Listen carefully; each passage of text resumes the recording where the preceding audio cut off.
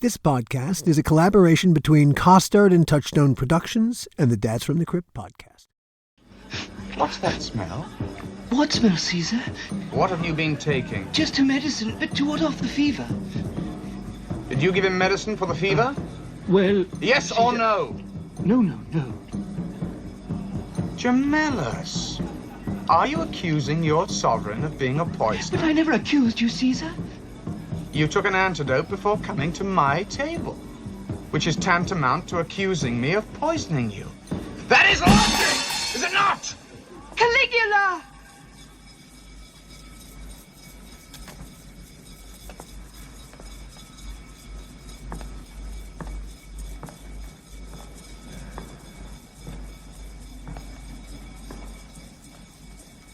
Kyria, arrest Gemellus for treason. Guards, take him away.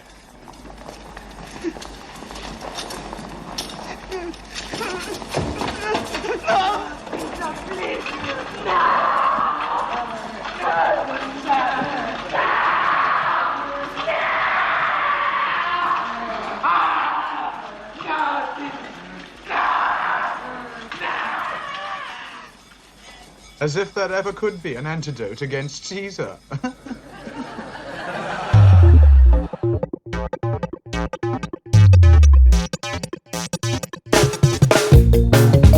Hello and welcome to another episode of the How Not to Make a Movie podcast. I'm Alan Katz. Our mission with this podcast has always been to give our audience a truly inside baseball, nuts and bolts view of the process that goes into making movies and TV shows, with an especial focus on what happens when all that filmmaking craft turns to crap. It's easy to be mediocre. Hell, anyone can do that. Excelling at things is much harder. It requires work, and that's regardless of whether the work product being produced is good or bad. I speak from painful experience. I worked my ass off making Bordello of Blood, and I knew it was going to suck, even as I made it. Okay, I think it sucks, its audience doesn't. But making that soul-destroying movie was an unpleasant, unsatisfying, and unrewarding experience in every way up until the moment we started making this podcast about it. As I think about other examples of how not to make a movie, plenty spring to mind. Like I said, mediocrity is everywhere, and that's a good thing too. If everyone was excellent all the time, excellence would be the new mediocrity, and who needs to work that hard? There have been plenty of bad filmmakers who wanted to make good movies, but simply they lacked the talent or any grasp whatsoever of the cinematic language. And there have been and are filmmakers who don't actually speak the cinematic language. Guys like Ed Wood, a man who couldn't even achieve mediocrity, he was so untalented. He made nothing but bad movies. It's perfectly understandable that Ed Wood and his movies define suckage. And that's why, to me, guys like Ed Wood can't possibly count here. There's low-hanging fruit, and then there's them. Even the bugs and mold don't want them. A year ago, we published this episode about the making of Caligula, How Not to Make a Porno. It's been a very popular episode. If you've heard it or seen it already, I'm biased, of course, but I think you'll find it's worth another listen. The story of how Caligula got made is that batshit crazy. If you haven't heard it yet, well, you're in for an even bigger treat. It's the story of a man and a vision and a lot of very talented people and a disconnect. The result, a movie so stunningly bad, it takes your breath away. And while you're watching it, the will to live. These days, anyone can make a movie. Anyone can make a porno, and lots do. But audiences have high expectations from movies, and that's why screwing them up is so easy. Screwing up a porno, what the fuck? Set up the camera and walk away. You'll still make a porno better than Caligula. That's why we celebrate an achievement as orgasmically bad as Caligula. Its tortured story demands to be told again and again and again. This is one of those pieces of history that no one wants anyone repeating. Please.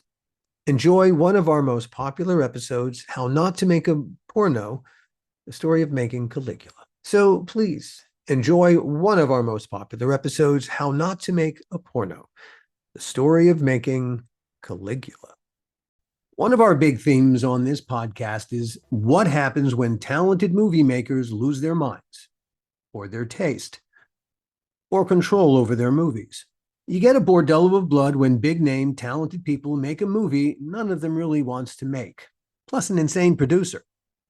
Caligula had the opposite problem, but with an insane producer. Every big name that made Caligula wanted to make the movie, and for almost entirely artistic reasons. Gore Vidal, the screenplay's original author, had a clear vision of what he wanted.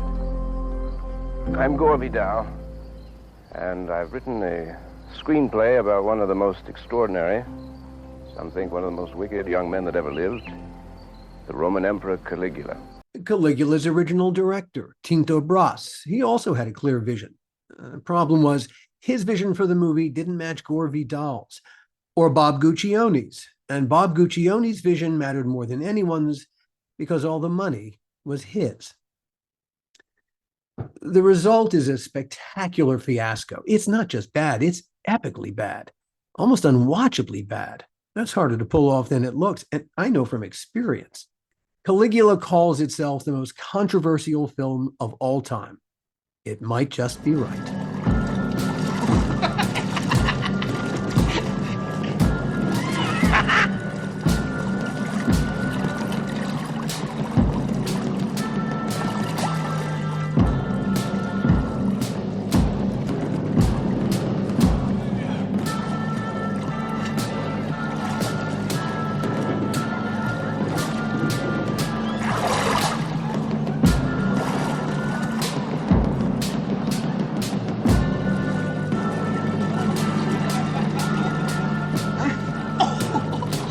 Can we be honest? Caligula is not an easy movie to sit through. That's regardless of which of the various cuts you watch. For clarity's sake, I watched the uncut edition. That clocks in at 156 minutes. And if I never see another naked body so long as I live, I'll die a happy person. That's one of the movie's odd effects, on me at least. There's constant nudity, fairly constant hardcore sex, and yet it never feels sensual or erotic or even remotely sexy. The producer in me keeps shouting at it, no, nudity doesn't work here. It isn't needed. Why are all these people naked? To be honest, I find Caligula's nudity downright oppressive and inexplicable. In fact, the whole movie feels, ill at ease, like it knows it's going places it probably shouldn't. A lot of people have thought about this movie and why it is the way that it is. They've written books and shorts and academic papers on the subject, academic papers. Most of the criticism has landed squarely on Bob Guccione, rightfully so. This movie is pretty much what Guccione wanted it to be. But Caligula wasn't his first time at the movie-making rodeo. In fact, Guccione had helped finance quite a few movies. Forget it, Jake. It's Chinatown, The Longest Yard, Day of the Locust. The man had solid cinematic taste. He had a dream, too. In an interview he gave to Penthouse, his own magazine, Guccione stated, I certainly didn't set out to make a pornographic movie, but then he says, it's a question of definitions. To him, porno was a work of bad art as opposed to good art. Guccione wanted to make a serious statement with Caligula. His final word, we've done with cinematic images what so many authors and historians have done with words. When Guccione says we, he means he. Like I said, Guccione paid for Caligula all by himself. Every penny in was his. Now, the idea of doing a movie about Caligula started with one of the gods of Italian cinema, Roberto Rossellini. On a crypt-related side note, Roberto Rossellini was the father of Isabella Rossellini, one of the stars of the You Murderer episode. Roberto Rossellini wrote a treatment. In his version, Caligula doesn't start out a monster at all. Irfan Shah, writing in Cineast in 2019, describes the Caligula in Rossellini's original treatment as a self-aware rebel trying to subvert a corrupt political system. Rossellini focused his lens on the gritty realities of post-war life in Italy. Before Rossellini, though, Albert Camus had written a play about Caligula in the 1950s. Camus' Caligula is intellectually sophisticated, cruel, but also sentimental. Irfan Shah argues that Rossellini's Caligula starts where Camus' Caligula left off. He's a Republican with a small r, who wants to shock the status quo away from imperial lunacy and back to being a sensible republic. Those are some fantastic ambitions for this story. It makes where it ended up that much more excruciating. This movie might have could have been something. There are flashes of a really good movie trapped inside it. I have existed from the morning of the world, and I shall exist until the last star falls from the night. Although I have taken the form of Caius Caligula, I am all men as I am no man, and therefore I am a god. Alas, Rossellini couldn't get any traction with his Caligula project, and he put it down. But his nephew, Franco Rossellini, picked it up. He turned to a friend for help, Paul Morrissey, who had just made 2 films in Italy for Andy Warhol. Morrissey turned Rossellini onto the idea of Gore Vidal. The problem: Gore Vidal would cost $225,000, a shit ton of money for a script back then. And Italy had a law against paying any foreigner that kind of money for an Italian production. So Rossellini needed a foreign partner to pay Vidal. Now, Gore Vidal, it turned out, owned a property in Manhattan. He had a tenant living in it, a guy named Jack Silverman, who, it turned out, was the president of Penthouse Films. And Penthouse Films, it turned out, was looking for a prestige project for its owner, Bob Guccione, to produce. And that is how Caligula ended up with Bob Guccione. When Gore Vidal finally turned in his first draft, Guccione hated it because Vidal's script leaned heavily on gay sex scenes and not so heavily on straight sex. Sure, Guccione wanted to make a serious movie, but a serious movie with lots of mostly straight sex in it. He hired a great and expensive cast of serious actors: Malcolm McDowell, Sir John Gielgud, Peter O'Toole, Helen Mirren, and Maria Schneider. The problem was, as his expensive cast began to show up in Rome, there was still no director. Guccione had heard about a guy named Tinto Brass and screened Brass's Salon Kitty, a World War II erotic war drama. Now, depending on who you ask, Tinto Brass is either a hack or a genius. Most of the world says hack, but German documentary filmmaker Alexander Tuschinski says genius. Tuschinski wrote his film school thesis on Tinto Brass and his original intentions for Caligula. So Guccione hires Brass, and right off the bat, Brass declares Vidal's script too bourgeois, the work of an aging arteriosclerotic. In response, Vidal tells the press directors are parasites. Brass bans him from the set. Vidal, in response to that, takes his name off both the script and the movie itself, which was originally going to be called Gore Vidal's Caligula. Gosh, isn't movie making fun? Now, here's an interesting story. According to John Henry in his book, What Wild Ecstasy, The Rise and Fall of the Sexual Revolution, this happened on day 1 of principal photography on Caligula. Brass announced that the one thing banished from the set would be sexual inhibition.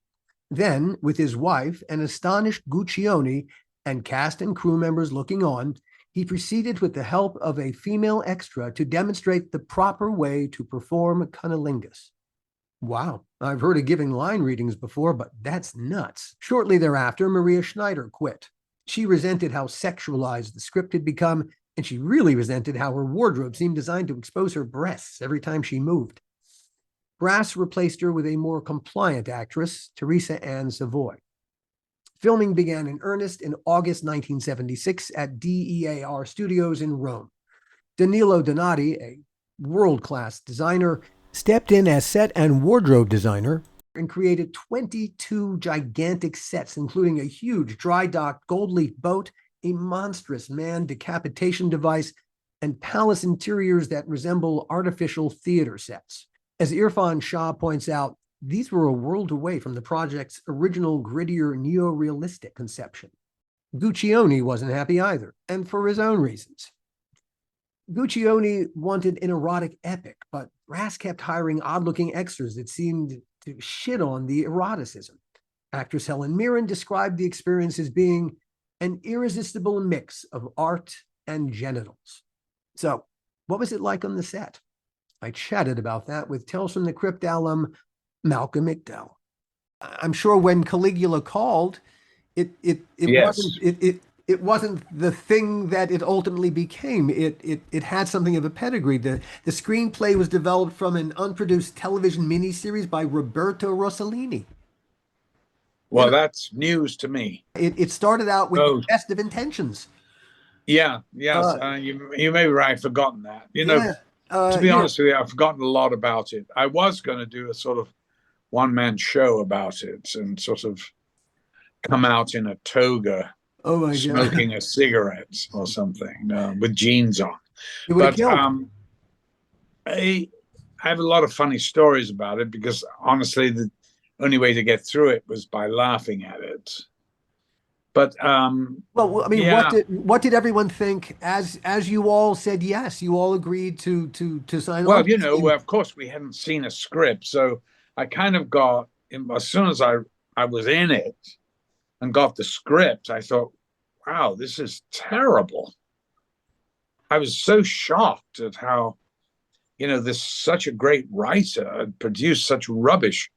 And, I immediately tried to, I said, and then they'd cast the director, it was going to be Nick Rogue. Was it really? Yeah. Huh. Oh, Nick Rogue came up to me in San Lorenzo's restaurant and said, he looked over to me and he looked down and he said, "So, I'm not to be your master." I mean, he's such an arrogant fucker, And I went, "Well, Nick, not on this one. Huh. By the way, if we ever do work together, you will still not be my master, but we'll happily work together." Of course, he was a wonderful director, and it would have been a very interesting. Oh, his Don't Look Now is one of my favorite movies ever. Incredible movie. Wow. And really not a great book. I thought he made so much more of it than was in the book. If Caligula had that sensuality, the lovemaking scene between Julie Christie and Donald Sutherland is a wonderful scene because it feels so real. It feels so emotionally. Oh, that's why everybody thought it was real. Indeed. Yeah. It wasn't. It's the amazing thing about it is that it's this wonderful sex scene between a married couple. Yeah, exactly. That's the weirdest thing about it. But it's so amazing because of what happened to the child and all that. And it's so brilliant the way the child wears that red and water, shiny red Macintosh. It's like a sou'wester or something. It's an amazing film. A thunderous ending. Oh my God. Yeah, he's a great director. It will never get out of your head. By the way, I loved Performance with James Fox and Mick Jagger. Mick was never better in a movie. The best thing he ever did on celluloid, in my opinion. I thought he was amazing. I agree. And it makes it heartbreaking to hear that Nick Rogue was thought of to direct that movie. It would have been the reason he wasn't offered it in the end was because he was too independent and too good and would not be manipulated by Guccione. Yeah. And that's why, and it's sad, but not that he could manipulate Tinto Brass. He didn't. It was caused an almighty explosion. And, the film was a total fuck up, basically, but I kept saying to Gore, well, it's all right, Gore, for you. You took your name off it. I'm now stuck having to do it. He didn't give back the money, did he? I don't know. No, he didn't. He did not give back the money. Of course he did. He got paid $225. He got paid a nice chunk of change for those days. Oh yeah. Hey man. How ashamed are you really?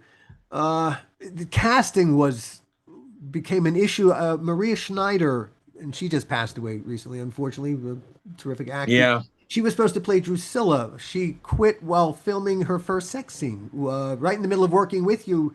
No, she never got. She never got that far? No. She got as far as a costume fitting and coming up to do a little rehearsal. Oh, the stories people tell. Good God, it was nothing like that. Go ahead, carry on, please. Good. She went down to the seamstress, and we had Danilo Donati, one of the great designers of all time. He did all Fellini's movies. A genius. Such So talented people on this he did the project. costumes and the sets. And, you know, the costumes were literally one stitch here, one stitch there. That was it, open, and you wore a diaper underneath it.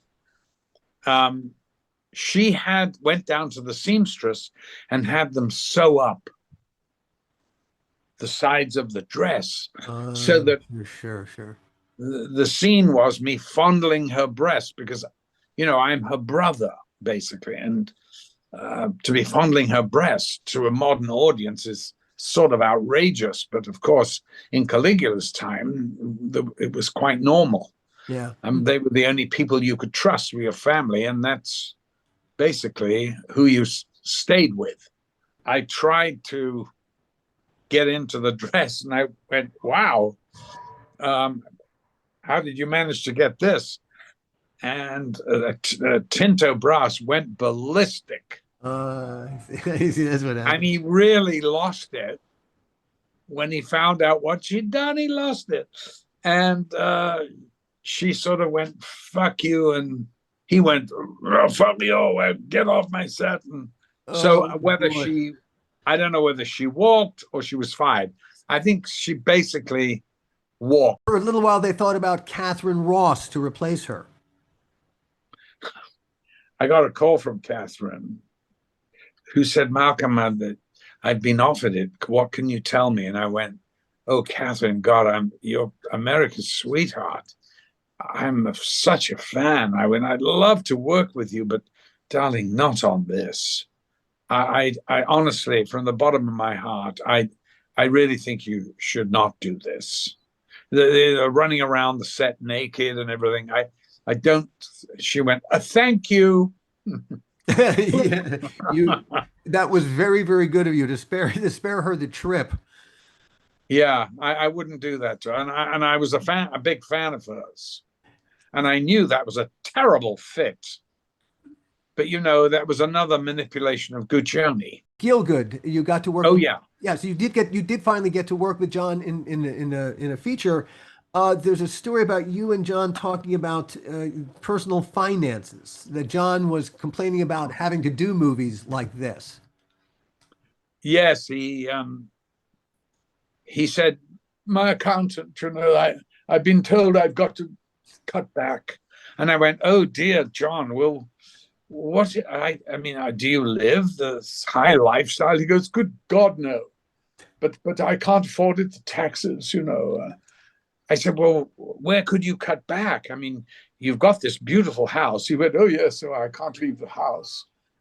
And I said, and what about, you've got this lovely Rolls Royce and a chauffeur? And he goes, I couldn't possibly do without my Rolls. And I went, well, I think that's what they're talking about when they say cut back. He said, well, they're not paying me very much per diem. And I hear you have a villa. I went, well, I do. And I tell you, I'd love to share it with you. You can have a whole wing of it. He said, oh, so nice. Thank you so much. And he came and stayed with me for 2 weeks. And it was adorable. Huh. I had a wonderful time with him. I adored him. He regaled us all these stories. And, you know, everything was, he was telling me about him and Larry when they did Romeo and Juliet, you know, and they alternated the parts of Romeo and Laertes, and I'm not Laertes, Mercutio. Mercutio, yeah. Yeah. And he'd always say, oh, Larry was far better than me. He was much more athletic, you know. I just had the voice. And I went, yeah, but what a voice. He said, well, Larry's is a pretty good voice too, but he was so much more athletic, you know. There's something funny about Gielgud saying, I just have the voice. Yeah, I just had the voice, a voice. Okay. If that's how you see yourself, okay. At the time, the top tax rate in England was 83%, so it was pretty brutal to people making the kind of money that you guys were making. In the end, the principal cast members, everyone agreed to do a voiceover recording session. Only if Bob Guccione's inserts would be left out of the final cut. Apparently, no one, you wouldn't do he wouldn't do the looping until Yes, he I'm was. sure that's true, but But they didn't pay me a big chunk of money. I think something north of $200,000 they owed me, and in those days that was a lot of money. yeah. They owed me, and I refused. So I refused to do anything till first I had a certified check, which they came around with the messenger, and I got. And I had my lawyer there, and I gave it to him immediately. Oh God. And it was really terrible. And of course, when it came out, it was all put back. Yeah, right. And I bumped into Gielgud on 3rd Avenue. He was shooting Arthur. I didn't even know, And he said, "Oh, Malcolm, have you seen the film?" And I went, "No, John, I haven't." He said, "Oh, frightfully good. I've seen it 3 times, and I paid twice." Yeah. What? Yeah. He saw it 3 times and paid twice. And then somebody must have got to him to say, "Look here, it's an absolutely scandalous film. You can't go around saying you like it." So he then changed his tune and said, "Oh, frightful film. I don't know why I did it. Frightful." That's so funny. Oh, yeah. Dear. Legendary movie critic Roger Ebert, apparently he hated the film. Oh, And yeah. he walked out after 2 hours, and his review started with him calling it sickening, utterly worthless, shameful trash. And it ended with, "This movie," said the lady in front of me at the drinking fountain, "is the worst piece of shit I have ever seen." That's how he ended his movie review of Caligula. Now, tell me this. Wouldn't you go, if you'd read that review, you'd have gone, "I've got to see this movie." I know it made more money than any movie I've ever done. Yeah. Ridiculous. It's the insane thing. I know. There's one more little funny little tidbit I'll throw in, and it's the perfect little capper to it. After the film was released, Annika Lorenza, Marjorie Lee Thorson in a Annika, she played Lena. Yeah, she sued Bob Guccione, saying that his handling of the film, mainly his adding of the hardcore sex inserts, had damaged her acting career by associating her with a hardcore porno film. She won her case. She was awarded $4.06 in damages. I thought she got $3 million. No, $4.06. She was a very peculiar girl, and bless her. And I think she died, and I think she had not a happy life. It was because Guccione was really a very evil person. Where Caligula is concerned, Malcolm is right. Guccione was evil. When actors agree to do a movie, they expect the movie to be what they agreed to do. They certainly don't expect to have shots of people masturbating or sucking dick or ejaculating intercut with their acting. That's what's so disconcerting about the experience of watching Caligula. There's no other movie like it. First, it makes zero sense to intercut to the sex where the movie intercuts to the sex. But second, the sex itself completely lacks any humanness. It's utterly robotic and impersonal. As movie critic Roger Ebert also put it in his review of Caligula, it's not even good porn. When principal photography finished, Guccione fired Tinto Brass and took over the cut. He brought back a bunch of extras he'd hired and flew in more penthouse pets. According to Irfan Shah, most of the pets thought they were to appear in a James Bond movie. After shooting 12,000 feet of hardcore action in the DEAR studio basement, Guccione retired to Twickenham Studios in London, where he holed up in an editing suite and proceeded to create one of the primo examples ever of how not to make a movie. Like I said, watching Caligula is truly an odd experience. There are some very good scenes in the movie. There's some good acting. There are beautiful shots throughout. But we never feel anyone's humanity except when they're being tortured or brutally killed. Film is a language, and Caligula has a strange, hard-to-place accent. The fact that it misses as a movie, well, that isn't just Guccione's fault. It's Tinto's fault, too. If Gil and I had been sent Tinto's reel while we were doing Tales from the Crypt, we weren't, I'm just saying, I doubt we would have hired him. Our approach to shooting a scene was very different from his. So, you are going to marry a respectable Roman lady of the senatorial class? No, I'm not. Yes, you are. You've got to have an heir. Who will kill me when he grows up? The priestesses of Isis are meeting at my house tonight. You want me to marry one of them? Yes. No. Yes!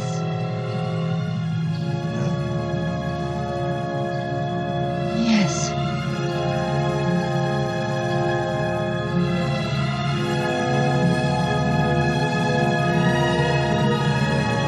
He shoots everything with a wide master. Instead of cutting to reaction shots, he often pans to them or zooms.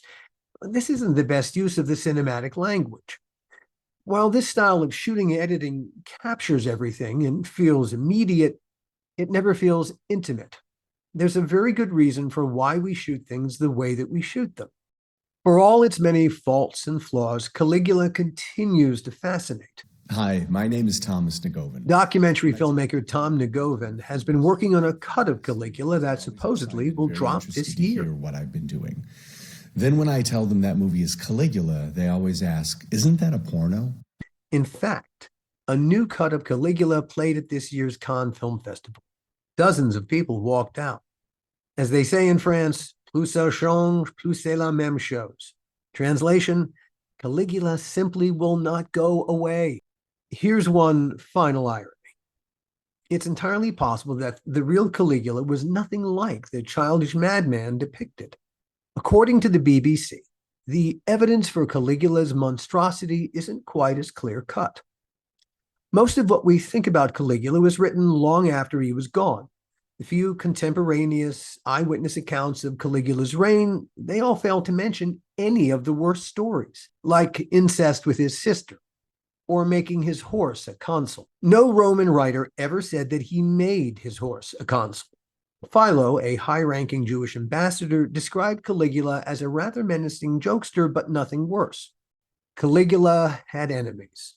People in power always do. Caligula's enemies assassinated him, and then they had the final word on who Caligula was. It could well be that Caligula is the victim of bad reviews that deliberately took him out of context. Been there, done that. Been there, done that. Been there, done that. See you next time. The How Not to Make a Movie podcast is executive produced by me, Alan Katz, by Gil Adler, and by Jason Stein. Our artwork was done by the amazing Jody Webster, and Jason Jody, along with Mando, are all the hosts of the fun and informative Dads from the Crypt podcast, followed up for what my old pal the Crypt Keeper would have called terrific crypt content.